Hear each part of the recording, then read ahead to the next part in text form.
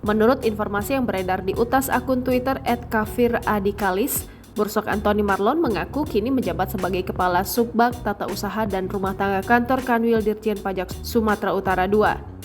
Sebelum menjabat di posisi tersebut, berdasarkan catatan LHKPN, Bursok sebelumnya pernah menjabat Kepala Seksi Bimbingan Pendataan, Penilaian, dan Pengenaan Direktorat Jenderal Pajak Kanwil DJP Sumatera I dan juga peran menjabat di Kanwil Dirjen Pajak dan di KPP Pratama Binjai.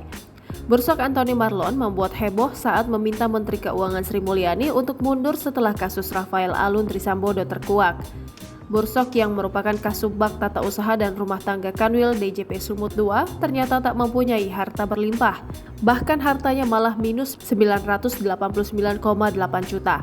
Harta Bursok Antoni Marlon justru minus sebelum menjabat sebagai Kasubbag Tata Usaha dan Rumah Tangga Kanwil DJP Sumut II.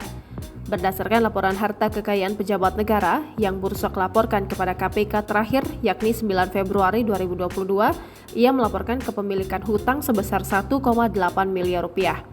Bursok tak memiliki harta tanah dan bangunan dan hanya melaporkan 2 unit alat transportasi masing-masing Toyota Veloz 1300 cc tahun 2019.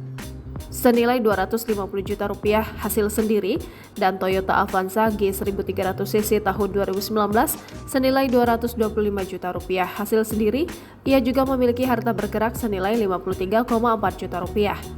Selain itu, Bursok juga melaporkan kas dan setara kas senilai 331,7 juta rupiah. Total kekayaan Bursok Antoni Marlon adalah 860 juta rupiah dikurangi utang 1,85 miliar rupiah sehingga nilainya minus 989 juta rupiah.